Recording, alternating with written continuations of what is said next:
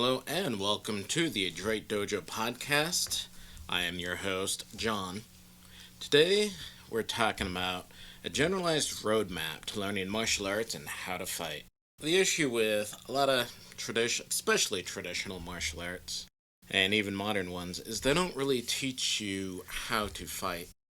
A lot of ones will teach you how to throw a kick, throw a punch, and the other general fundamentals of that art, and then throw you into sparring and you just have to figure out everything else yourself, which is kind of ridiculous. So here I'm going to give a very generalized roadmap. I have 8 items, but they're after 1 and 2. Don't worry too much about what order they're in. They're just listed. So you might learn some simultaneously, one before another. It doesn't really matter.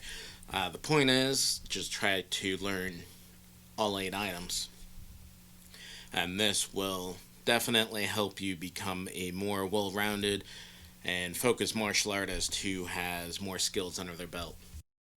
And so number 1 is what every gym and dojo teaches, the fundamental techniques. So we have footwork, basic punches, basic kicks if you have them, basic takedowns, whatever your art is. It's the fundamental movements. And then from there, you should learn what's number 2 is learning how to train. And that would be things like doing drills, doing sparring, using the heavy bag, speed bag, whatnot. So you definitely need to know how to take those fundamentals and get better at them, learn how to move and all that. And so once you know some of the fundamentals, you know how to train them, then would come number 3, the application of those techniques. And so what that means is several things. First, how to apply power to the technique, knowing what targets to hit, such as their face, their chin, their solar plexus, whatever.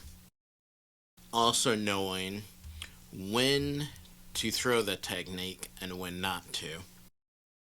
A lot of this will come down to training and sparring, and hopefully if you have a good instructor, they'll also give you some instruction how to apply a technique and when not to. So let's take the jab for instance. Hopefully most martial artists that do standing striking know how to throw a jab. And so where would you apply it? Well, there's several things. It's the Swiss Army knife. But let's just break it down to one of its first uses, which is a rangefinder. Sparring a new person, their body type is different than maybe who you were used to sparring with. So you just throw out a jab to get a feel for your distancing in regards to their limb length and height. So that's a good example of, learning how to apply that technique. And then number 4 is getting comfortable in combat. And again, this will be a lot of sparring and harder drills, so more dynamic drilling. So instead of just doing A, B, and then partner does C, D, just more dynamic things like that. And then again, a lot of sparring. Help you learn how to get hit, how to avoid getting a hit, and more importantly, getting comfortable with hitting your opponent. I'm going to go over the next 3 kind of in tandem. Number 5 is tactics. And this is one that is sorely under-trained. So number 6 is strategies, which again, just like tactics, is really undereducated, but at least strategies have a little bit more literature. And then fighting archetypes, which luckily has even more literature to it. Fighting archetypes, there's basically 3 main styles: infighter, outfighter, clinch fighting / grappler. And then you have subtypes like slugger, counterfighter, whatever. Whatever archetype you are, you'll naturally use specific strategies and tactics. So let's take the grappler for instance. or the clinch fighter. He or she will want to use aggressive footwork to get in close to their opponent. So that's one strategy and tactic. They will want to also quickly grab hold of a person and then use close range weapons such as headbutting, knees, elbows. And so some of the tactics they might use is clever footwork, feints, and maybe even broken rhythm to throw off the person. They'll oftentimes want to circle, come in high, come in low, especially those doing like a single leg takedown. You'll often see good ones throw a jab and then come in low, so using the high-low tactic. Strategy in a nutshell is the plan path one chooses to win a fight, so the overall plan. And then tactics are basically the selected techniques one uses to achieve that plan strategy or to counter the opponent's own tactics and strategies. So, for example, here's some strategies. Wear down your opponent's body part from constant attacking. Matt Hughes, I want to say, just went to town in one fight attacking a dude's thigh to the point where it hurt so bad and was so unmanageable that the guy capitulated and Matt Hughes won just from throwing roundhouses to the thigh. Superior footwork and maneuvering is also a strategy, especially like outfighters, counterfighters, things like that. But even infighters need good footwork and maneuvering to get in close and to stay up close. Controlling the pace is both a tactic and a strategy. It's one of those where you don't want to get overwhelmed. You definitely want the opponent to go at your pace, not theirs. So that's something that both opponents will constantly be vying for, is controlling the pace. Some tactics, as I mentioned, the high-low or going low-high. So it's manipulating their guard to go from low to high or vice versa. So throwing low kicks or low punches to get them to drop their guard from their head to their stomach or even their legs. And then you can follow it up with a punch to the head. Fake openings, traps, or leading, pretty common too, especially with the counterfighters. A lot of infighters like Mike Tyson will use overwhelming pressure so that they can't think or move and will just start taking the hits. And so those are just some of the tactics, some of the strategies. And again, it all kind of goes into whatever archetype you are as a fighter, such as counterfighter, infighter, outfighter, grappler, or whatever. So you'll naturally choose strategies, tactics, and techniques that complement that fighting style. Finally, we have number 8, which is understanding the physical energy levels and usage. JC Camp has a really good video on this that I will link below. There's several energy types we have, or different people have.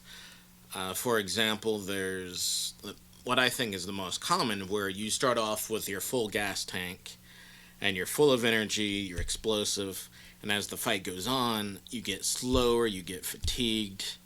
You have to really dig in to be able to maintain the power and pace you had in the beginning. Then there's some others who never peak and never really diminish.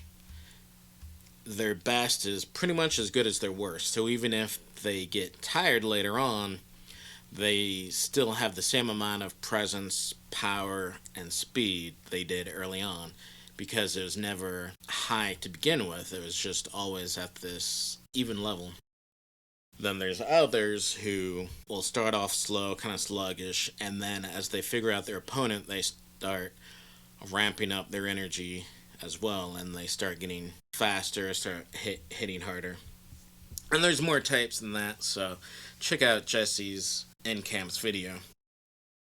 These 8 areas, I think this is a good roadmap to go from very beginning to martial arts to decently advanced, because there's a ton of techniques. So even after you get done with the fundamental techniques, there's more intermediate and advanced techniques. There's tons of various footwork methods you can use.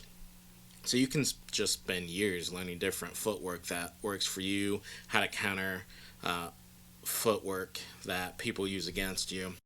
Really honing your application of techniques, trying to get every bit of power you can to it, honing your ability to counterpunch. It can take a while to really learn the various tactics and how to apply them in sparring, especially against higher skilled opponents. And even when you're new, you might not even know or get taught the various tactics and strategies or the fighting archetype. They might just throw you into sparring and want you to figure it out for yourself because they might not even know. A lot of traditional martial arts, they stop at basically learning techniques. So they'll learn a technique, maybe learn one or two applications to the technique, but never learn how to really fight. So they never get taught their fighting style or archetype. They never get taught any strategies for their fighting archetype, and they're never taught any tactics such as going high-low or broken rhythm. And there's tons of different strategies and tactics, so learning that will also take a while. It's basically like learning chess. You learn the fundamental basic movements of the chess pieces, and then you want to start learning openings and then counter to openings. You want to learn more advanced things like forking, skewering, things like that. So it's just like martial arts, chess, kind of similar in that regards. There's always deeper paths to study. I will be linking, at least on my YouTube, short list I have so you can look at it, some strategies and tactics and fighting archetypes while you're listening to this. So hopefully you learn something, and hopefully this will help you on your path to being the best martial artist you can be. I am John, and this has been the Adroit Dojo podcast.